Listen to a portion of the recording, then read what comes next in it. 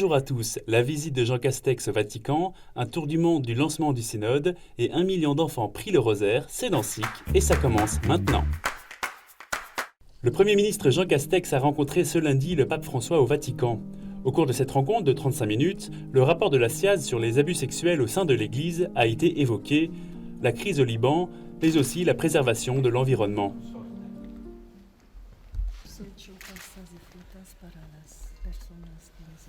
Au pape, supporter du club argentin de San Lorenzo, le Premier ministre a offert un maillot du PSG dédicacé par la star argentine du club parisien Lionel Messi, ainsi qu'un exemplaire de Notre-Dame de Paris de Victor Hugo.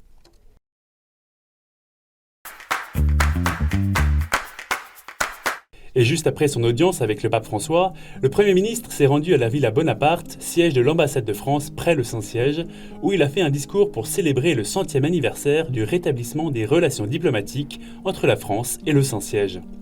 Jean Castex a rappelé les liens parfois tendus entre Paris et le Vatican au fil de l'histoire, mais aussi les contributions positives de l'Église catholique dans la société française. Aussi, je suis venu affirmer ici, dans cette Villa Bonaparte, chère madame, où siège notre représentation près l'État de la Cité du Vatican, que, malgré les difficultés qui ont pu troubler depuis les relations entre la France et le Saint-Siège, c'est toujours l'esprit de concorde qui nous guide et qui finit par l'emporter.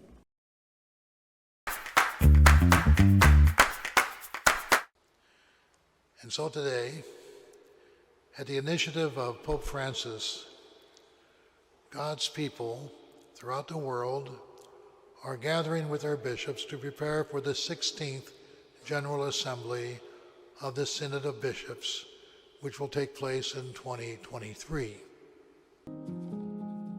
Après Rome, la semaine dernière, le synode sur la synodalité s'est ouvert ce dimanche dans les diocèses du monde entier, avec comme objectif de se rassembler en paroisse pour échanger sur la mission de l'Église. Petit tour du monde.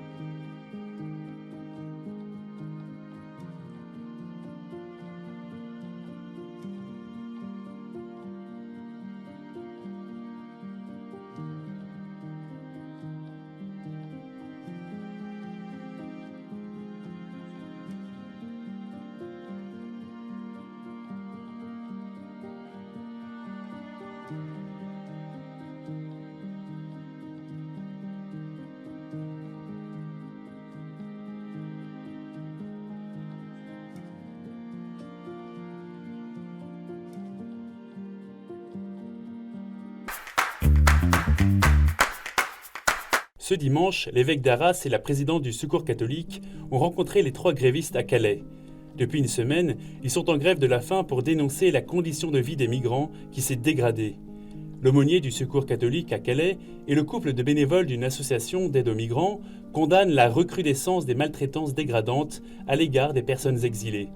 Ils demandent la suspension des expulsions quotidiennes, la possibilité de distribuer de la nourriture, l'arrêt de la confiscation des biens personnels et l'ouverture d'un dialogue entre l'État et les associations. Véronique Devise et Monseigneur Le Borgne sont venus leur apporter leur soutien. Nous sommes vraiment solidaires de cette grève dans la mesure où les conditions de vie des exilés sont vraiment inacceptables. Nous avons à respecter la dignité humaine, quelles que soient les personnes, qu'elles soient régulières ou pas sur notre territoire.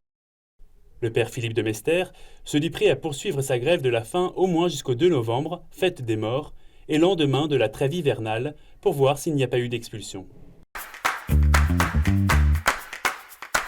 Il nous est impossible de nous taire sur ce que nous avons vu et entendu. C'est le thème de la Semaine missionnaire mondiale qui a commencé hier. Chaque année, c'est l'occasion pour chacun de redécouvrir comment évangéliser au quotidien et de s'encourager ensemble à la mission. Dans son message pour la Journée mondiale des missions, qui aura lieu dimanche 24 octobre, le pape François a insisté sur la mission de compassion et d'espérance et a incité les chrétiens à ne pas garder pour eux l'amour reçu de Dieu. Nous sommes catholiques, c'est-à-dire que l'Église est présente dans le monde entier. Que nous soyons riches ou que nous soyons pauvres, aux yeux du Christ, nous sommes des frères. Et ça, c'est important.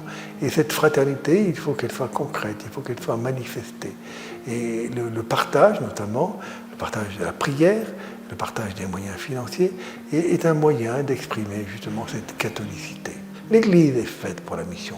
Il faut lui donner les moyens d'annoncer l'Évangile. Le 24, pour le dimanche de la mission, les fidèles sont invités à donner à la quête pour soutenir les missionnaires dans le monde. Pouvez-vous imaginer ce qui se passerait si 1 million d'enfants demandaient la même chose en même temps ? Si 1 million d'enfants prient le chapelet, le monde changera. Cette phrase de Padre Pio a inspiré la campagne 1 million d'enfants prient le chapelet qui a lieu chaque année le 18 octobre depuis 2005. Cette année, elle a réuni 181 124 enfants sur tous les continents. Pendant le chapelet, les enfants ont prié pour la paix et l'unité, la persécution des chrétiens ou encore les victimes de la pandémie. Le spot de présentation en français de cette année a été réalisé avec des voix d'enfants syriens. Si tous les enfants prient en tenant la main de Marie, nous pourrons apporter la paix dans le monde.